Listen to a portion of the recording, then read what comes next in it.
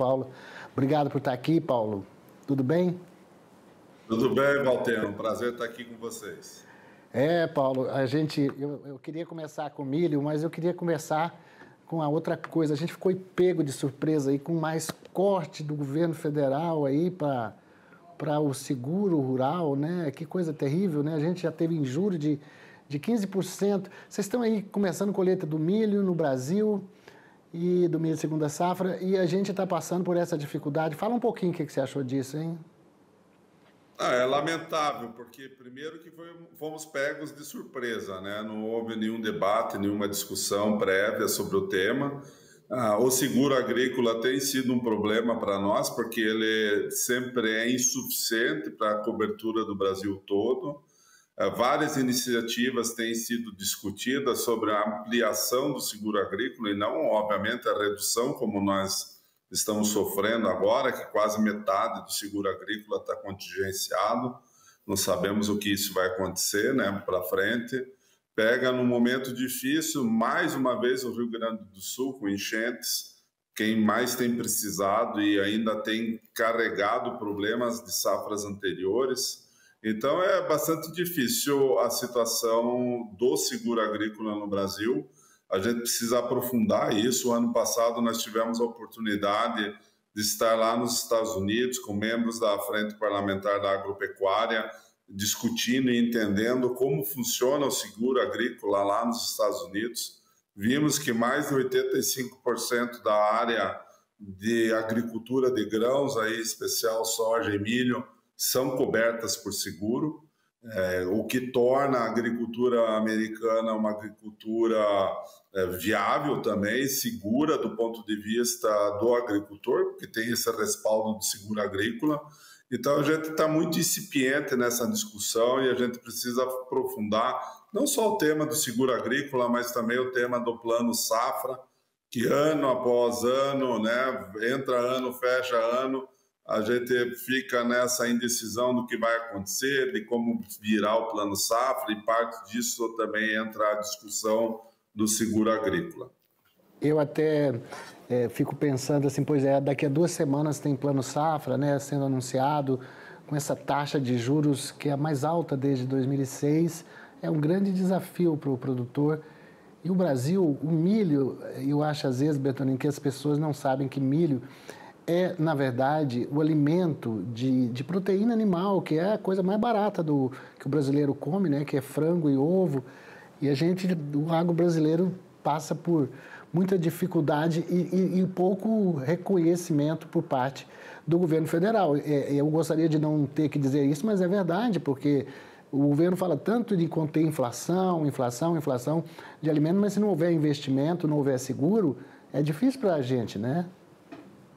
Valteno, do seguro agrícola é uma situação, custeio é outra, a questão dos investimentos também são outro ponto importante.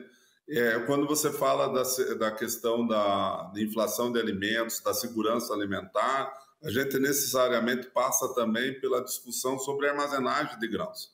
E essa armazenagem ela não está crescendo na mesma velocidade que cresce a nossa produção agropecuária, por falta de investimento nessa etapa importantíssima da infraestrutura, da etapa da logística, que é a armazenagem, principalmente dentro de fazendas.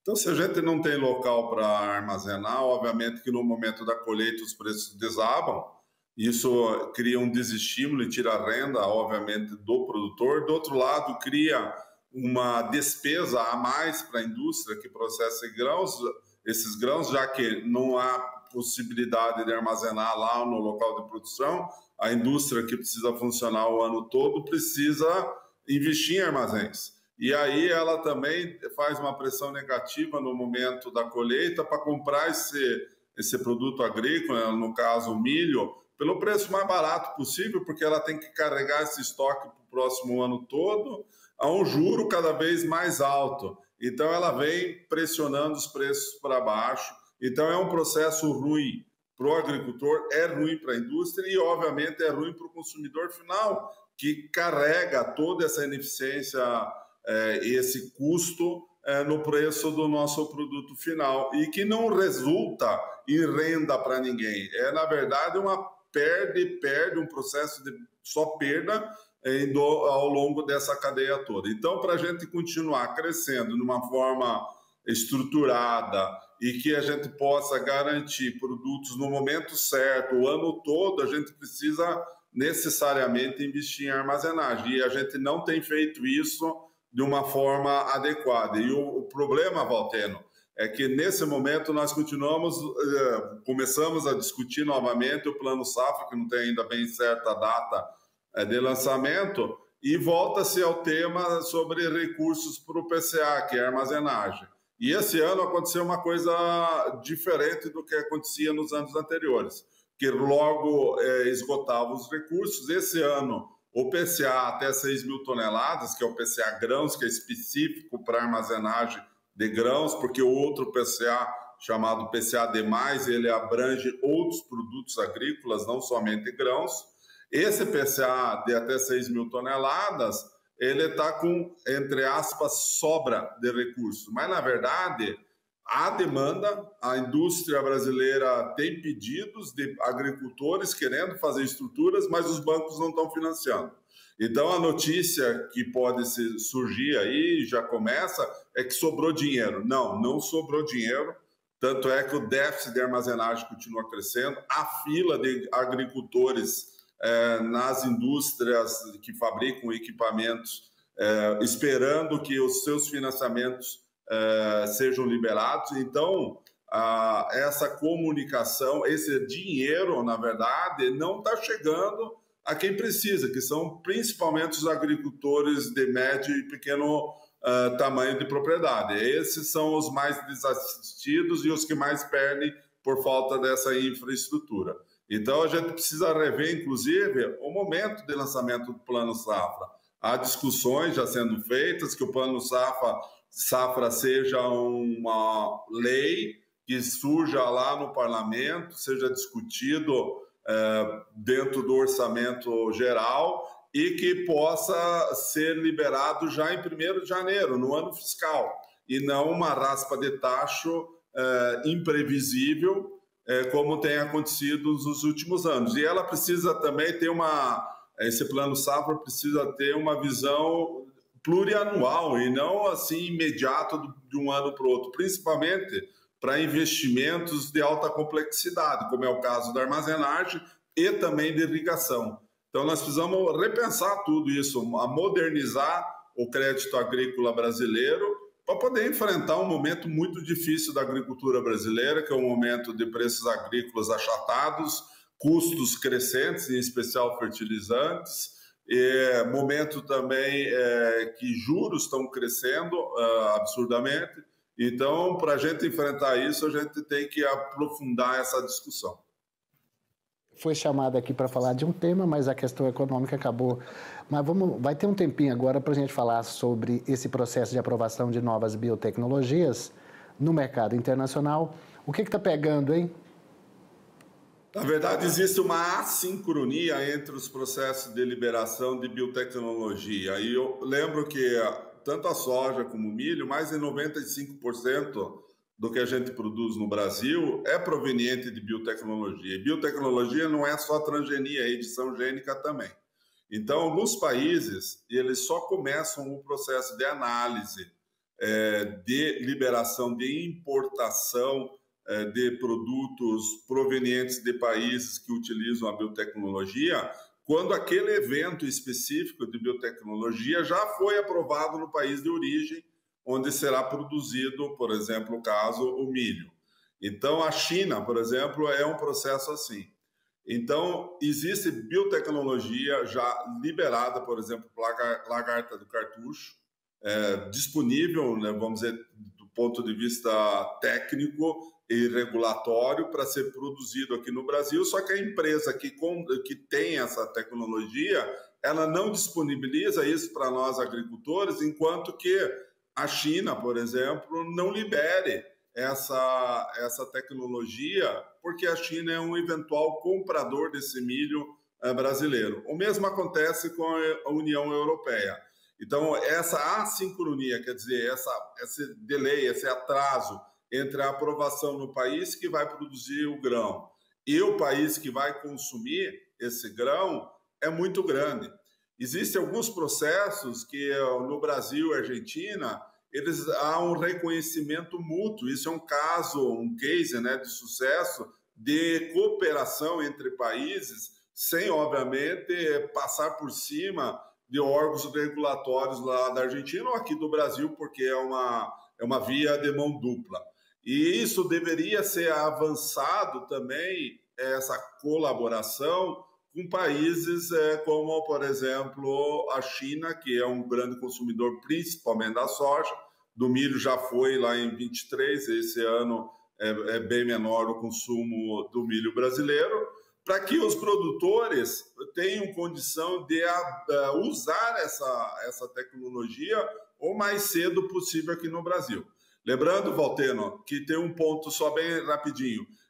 Um ponto é que, legalmente, a empresa que tem a tecnologia ela já poderia estar vendendo aqui no Brasil. Ela não libera por um compliance interno, esperando que os países que vão consumir o nosso milho antes liberem também essa importação. Vou te perguntar sobre outra coisa. Esse conflito entre Israel e Irã, aí no meio dessa história toda, a gente fica sabendo que o Irã é um grande importador de milho do Brasil. Parece que é 5 milhões de toneladas, isso não é pouca coisa. Tem alguma preocupação com relação a esse comércio? Sim, o Irã tem sido, nos últimos anos, um dos 3 principais destinos do milho brasileiro. Então, é um importante importador. Esse ano já importou uma boa quantidade de milho. Embora a gente saiba que nesse momento não há um embargo sobre produtos agrícolas, mas, obviamente, com o ambiente de guerra no país, cria inseguranças e fica praticamente impossível você embarcar pelo risco desses navios não chegarem no destino, então o seguro fica muito caro e inviável. Então há uma preocupação sobre o consumo, embora o Brasil tenha uma gama muito grande, né, uma carteira de clientes enorme, né, são mais de 100 países aí que consomem o nosso milho.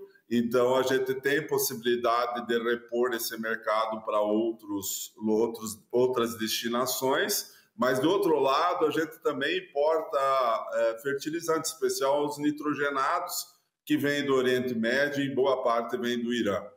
Diretamente ou indiretamente vem do Irã. E aí começa a preocupar, porque essa semana mesmo que passou e essa corrente, muitas empresas de fertilizantes tiraram da tabela, né, do mercado, as tabelas de preço de nitrogenados, o que nos deixa bastante preocupados.